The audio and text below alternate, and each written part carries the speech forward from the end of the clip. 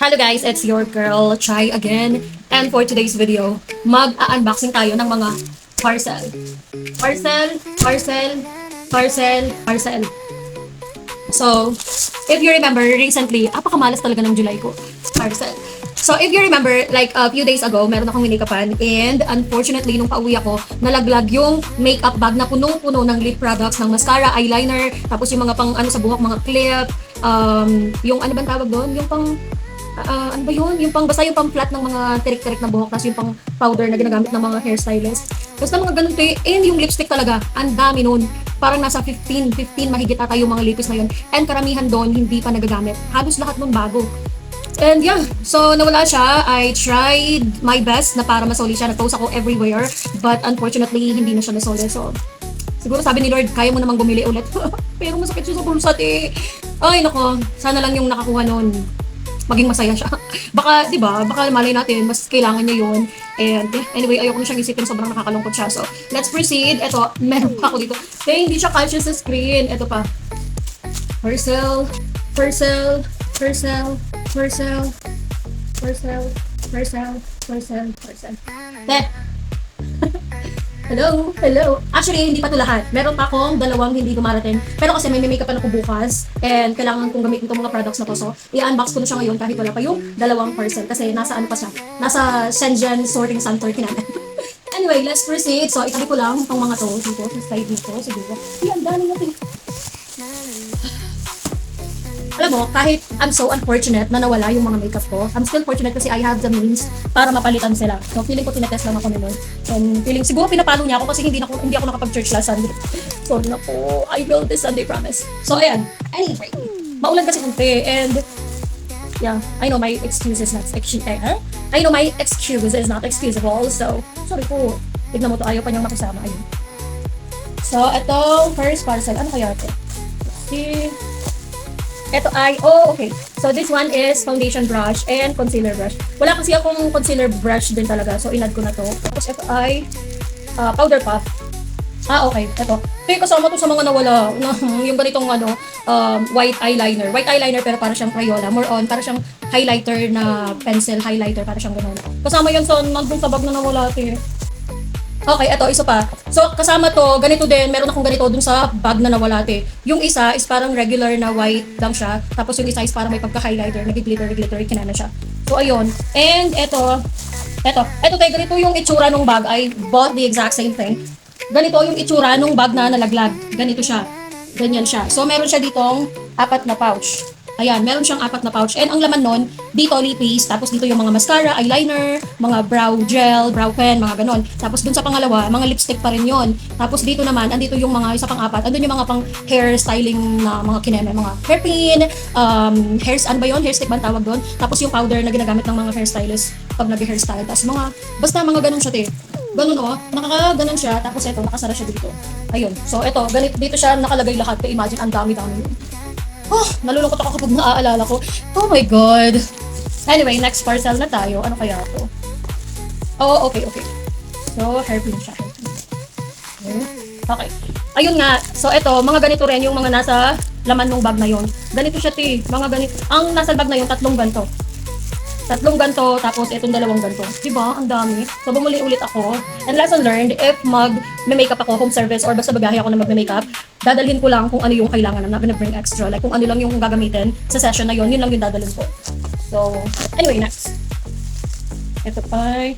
Okay, ito yung sinasabi ko sa inyo pang hairstyling, powder siya. Parang siyang, di ba, may hairspray, di ba? Yung hairspray, pag nilagay mo siya sa, buhok, malagkit siya. Pati yung kamay mo nalalagitan. Pero ito, hindi. Para lang siyang pulbo na tinataktak tapos basta, yun na yun. Ito, for hairstyling siya. Kasama din ito dun sa bag. Every time na naaalala ko siya, naiiyak ako. Okay, ito naman is, ano to? Magkaibang shade. So, ito, eyebrow pen siya. Eyebrow pen. Tapos, itong dalawa naman ay parang brow gel for lamination. For brow lamination. Ganun siya. May mga ganito din dun, Like, ganito din. Yung ganito doon, 4. Magkakaibang shade, 4. Imagine. Ang dami niya talagang laman. Tapos, ito, may ganito din doon. 2. Hindi. 3 yun naman yung ganito doon. Nakakalungkot talaga,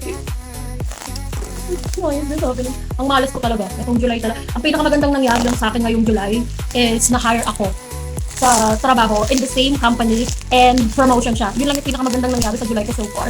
Pero, di ba, thankful na rin. Kasi kung wala nun, hindi ko ito magagawa eh. Hindi ako makakapag-replace ng mga nawala. So, ito naman ay, ito lang. Ito, katulad siya na ito, brow pen din siya. Ito, Bia naman, ibang brand, pero brow pen din siya. And then, ito naman yung clip sa buhok. Okay. Ito naman ay, ano to? Soft eyeliner. Okay, ito naman ay white eyeliner. Ito kasi mataba siya, te. So, hindi mo siya magaganon talaga. Pero ito, yung maninipis lang na white eyeliner, magaganon mo talaga siya. So, bumili din ako ng ganito. And meron din ganito doon, pero yun, Nichido siya. Te, binili ko pa yun sa Watson. Kakabili ko lang yun sa Watson.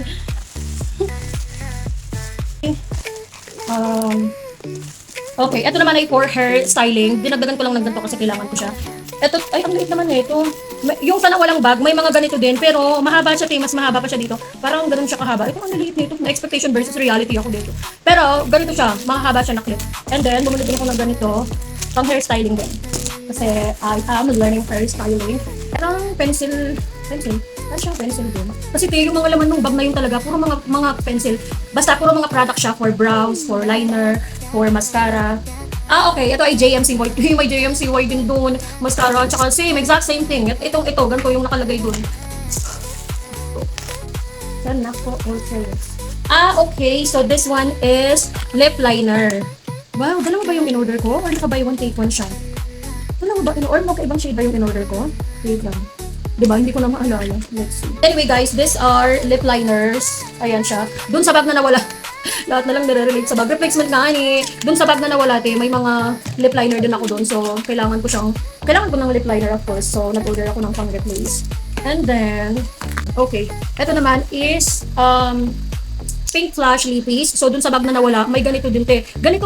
Sabi ko nga sa'yo, pinalitan ko yung mga laman yun eh. Ganito siya. Yung shade pareho, tatlong ganito din. Yung nandun sa bag. So, yeah. And alam mo, isa pa lang yung nagagamit dun, yung dalawa hindi pa nagagamit. Sobrang sayang. And then, ito naman ay, okay. So, ito ay, O2O. Oo. Okay, ito naman ay mga O2O lippies. Yung mga lippies na nandun, mga EB, mga Careline. Tapos may Royal doon. Ang mahal nun, nasa almost 700 yung isang ganun. Tatlo yung nandun. Parang, ilang beses ko pa lang sila nagamit. Anyway, so, bumili ako ng 4 na lippies from O2O. Kapalit, no? And then, lastly, ito ay, ano to? Okay, ito ay lippies din. So, ito ay lippies from, EB ba to or Careline? Wait lang. Oo. So, ito naman yung lippies from Careline. Doon sa bag na nawala, may ganitong lipstick. It's the exact same thing. Kung napanood nyo yung last parcel unboxing ko, may Careline na lippies doon. Pero yung dalawa, ito, dinagdagan ko lang siya ng isa pang shade. So, 3 shade siya. And yeah, that is everything. So, ito siya lahat eh. Ayan siya lahat. Anyways, yes, nawala yung mga makeup ko, but that doesn't stop me. Sabi ko nga, Lord, is this a sign ba? Na sinasabi, ito na ba yung sign mo? Na sinasabi mo sa akin na stop na ako sa pag-makeup? Pero no, hindi ko talaga kayang mag-stop kasi I really want to do it. And I want to do it more. And I have plans for the future about, makeup thingy, kinamamaga niya ngayon. So, yeah, that unfortunate thing that happened is not gonna stop me, and this is the proof that I am not stopping. So ayun guys, medyo magastos talaga siya, but I am very hopeful and I believe and yeah, I believe in myself. All of this will bear fruits in the future for me, with everyone who I will get connected to in the future about makeup and all that. So ayun lang guys, I just want to share and rant a little bit. Thank you so much, and yeah, I'll see you on my next video.